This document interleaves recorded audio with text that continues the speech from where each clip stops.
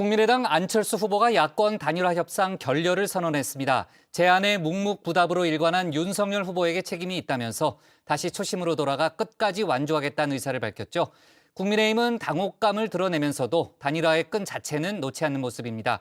관련 소식을 신혜원 체커가 정리했습니다. 네, 대선 D-16일 오늘도 JTBC의 가장 빠른 저녁 종합뉴스 뉴스픽5와 함께 하시죠. 네, 오늘 준비한 소식입니다. 단일화 철수, 그리고 목을 쳐라, 방치된 재택 치료자, 침공 카운트다운, 마지막 아듀 베이징입니다. 지난 일주일 기다리고 지켜보았습니다. 더 이상의 무의미한 과정과 시간 정리하겠습니다. 네, 어제 국민의당 안철수 후보가 야권 단일화 협상 결렬을 선언했습니다. 지난 13일 단일화 선 제안, 승부수를 던진 지 꼭 일주일 만이었죠. 모든 책임을 국민의힘 윤석열 후보에게 돌렸습니다. 그래서 저는 고심 끝에 또 철수하려 하느냐는 비판과 조롱을 기꺼이 감수하면서 더 좋은 정권 교체를 위한 야권 후보 단일화 제안에 승부수를 던졌던 것입니다. 가타부타 아무런 대답이 없었습니다. 안 후보의 선 철회 선언, 선 제안만큼이나 갑작스러웠습니다. 중대 결심 때마다 방문했던 안중근 의사 기념관을 찾아서 안 의사의 거룩한 유지를 받들겠다, 대선 완주 의사를 분명히 밝혔습니다. 자, 국민의힘 한마디로 당황스럽다란 반응입니다. 협상을 위한 물밑 대화가 진행 중이지 않았느냐, 갑자기 이러시면 어쩌란 말이냐라는 겁니다. 이제 제가 협상에 임한 거 맞습니다. 맞고요. 예. 그리고 그 안철수 후보님 쪽에서도 굉장히 훌륭하시고 또 권위가 있으신 원로 한 분하고 이렇게 충분히 협의를 했고 그리고 그의 초안들까지 서로 주고받았었거든요. 또 안 후보가 애초에 단일화 생각이 없었던 것 아니냐라는 지적도 나왔습니다. 윤 후보가 받기 힘든 여론조사 카드는 협상이 결렬될 경우 책임을 전가하기 위한 선제 공격 수단에 불과했다는 겁니다. 굉장히 아쉽다는 말씀을 드리고, 그래서 제가 앵무새처럼 얘기를 드리겠는데, 정권 교체를 위한 노력이라면은 그게 어떤 노력이든지 계속하겠다. 반면에 국민의당은 국민의힘이야말로 진정성이 없었다란 입장입니다. 당사자인 윤 후보는 뒤로 숨고 캠프 관계자들이 여러 자리를 운운하며 안 후보를 조롱했다는 겁니다. 말해봐요. 저한테 왜 그랬어요? 넌 나에게 모욕감을 줬어. 마치 차기 대권을 원한다라든지 뭐 총리 원한다, 뭐 경기지사 약속했다, 이런 것들 말씀하시는 거예요. 그렇죠. 예. 그게 사실은 뭐 대통령 후보로 국민께 나선 후보에게 할 수 있는 최악의 네거티브고 마타도입니다. 네, 잠시 시계바늘을 어제로 돌려보겠습니다. 자, 오전 10시입니다. 윤석열 후보와 안철수 후보가 통화를 했습니다. 윤 후보가 둘이 만나서 논의하자라고 제안하자 안 후보는 실무자부터 큰 방향을 정하고 그다음에 후보가 만났어야 한다라고 답변했습니다. 자, 그러자 윤 후보 실무자를 지정해달라고 했고요. 안 후보는 생각해보겠다라고 말한 뒤에 통화가 끝났다고 합니다. 자, 그로부터 3시간 30분 뒤인 오후 1시 반, 안 후보는 제 갈 길을 가겠다면서 단일화 제안을 철회했습니다.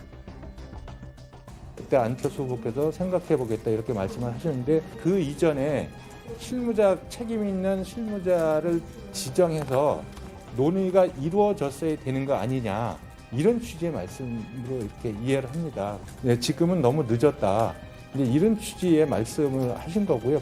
통화가 끝난 다음에 그런 취지의 문자를 윤석열 후보께 드린 걸로 그렇게 알고 있습니다. 자, 민주당에선 안도의 한숨이 흘러나왔습니다. 최근 오차범위 바깥에서도 윤 후보가 우세인 여론조사 결과가 있었는데 단일화 결렬로 최악의 상황은 피했다는 겁니다. 자, 이재명 후보, 안철수 후보님의 고뇌에 공감한다면서 미래와 통합으로 나아가자 재차 러브콜을 보냈습니다. 어쨌든 저희는 사자구도로 가는 것만으로도 불리하지 않다 이렇게 보고 있고요. 그러나 만약에 안철수 후보 쪽과 우리가 뭘 같이 해볼 수 있다. 그러면 선거 자체로만 보면 국면 자체가 유리해질 수 있죠.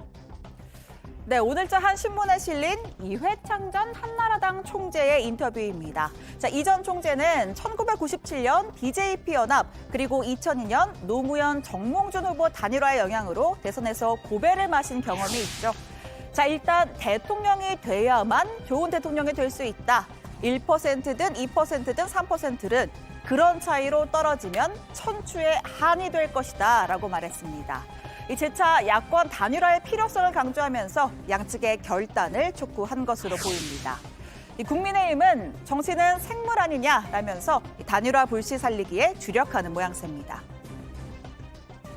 또 그 바쁜 와중에 또 빈소까지 가서 서로 만나서 이야기를 했기 때문에 좀 더 진정성 있게 이 문제에 대해서 좀 접근한다면 충분히 가능성 남아있다고. 시한은 언제까지라고 보세요? 28일이 이제 투표용지 인쇄 마지막이니까 저는. 네, 두 번째 픽갑니다. 목을 쳐라입니다. 선거운동으로 전국을 누벼도 모자랄 시간, 오늘 여야 원내대표가 국회에서 회동했습니다. 코로나 추경 처리 문제를 단판 짓기 위해서입니다. 여야 예결위 간사 그리고 여야 원내 수석부대표 이렇게 사자 협상을 지금부터 계속해서 최종적인 안을 마련하도록 했습니다. 이에 따라서 의장께서는 오늘 오후 6시에 본회의를 열겠다고 의사 일정을 정하셨습니다. 자, 일단 6시 본회의 처리까지는 합의했는데 문제는 내용입니다. 소상공인 방역지원금 규모를 놓고 민주당은 대선 전 300만 원, 대선 후 추가 지급, 그리고 국민의힘은 300만 원 적다, 처음부터 1000만 원씩 지급하자 주장하고 있죠. 자, 그제 새벽입니다. 민주당은 국민의힘 없이 단독으로 예결위를 열었습니다. 회의 시작 4분 만에 14조 원 규모의 추경안을 일사천리로 통과시켰죠. 자, 국민의힘은 국회법 절차를 무시한 날치기 쇼라면서 반발했습니다. 10시까지 의원회관 대기, 국회에 들어오는 것 절대 비밀, 군사 작전하듯이 이런 지령을 내렸습니다. 제 아무리 대선을 앞두고 표가 급하다고는 하지만 예산조차도 심지어 선거 득표 수단으로 취급하는 민주당의 본심이 어김없이 이번에도 드러났습니다. 다만 국민의힘도 끝까지 추경 반대하긴 어렵습니다. 자칫 발목 잡기 프레임에 엮여 표심에 불리하게 적용할 우려가 있기 때문이죠. 결국 여야 합의로 수정안을 마련해서 6시 본회의에서 처리를 하기로 정리가 된 겁니다. 여러분, 지금 당장이라도 살 길을 찾아야 할 것 아닙니까? 그거라도 빨리 하고 대통령 선거 끝난 다음에 추가로 왕창 하면 되지 않습니까?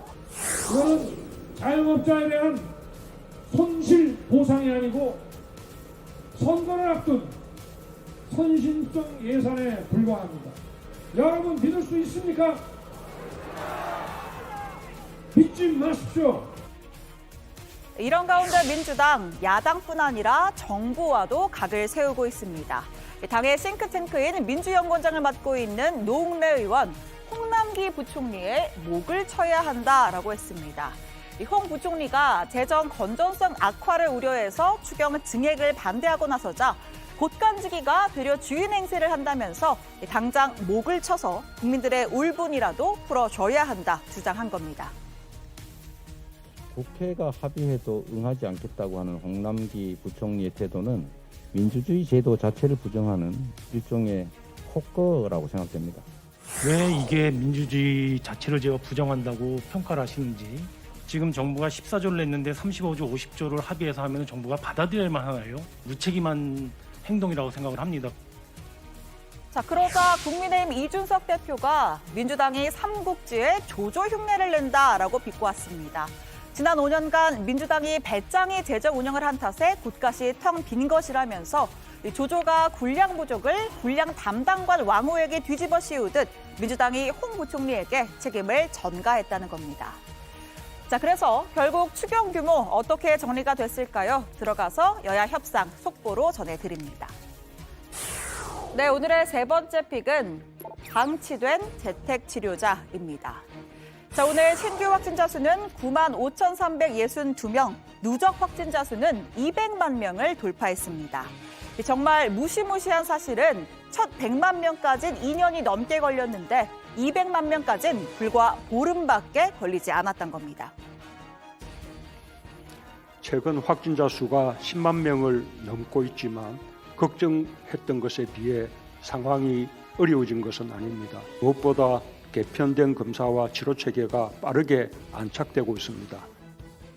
여기서 말한 개편된 치료 체계, 고위험군이 아닌 일반 확진자는 집에 머물도록 하는 것이죠.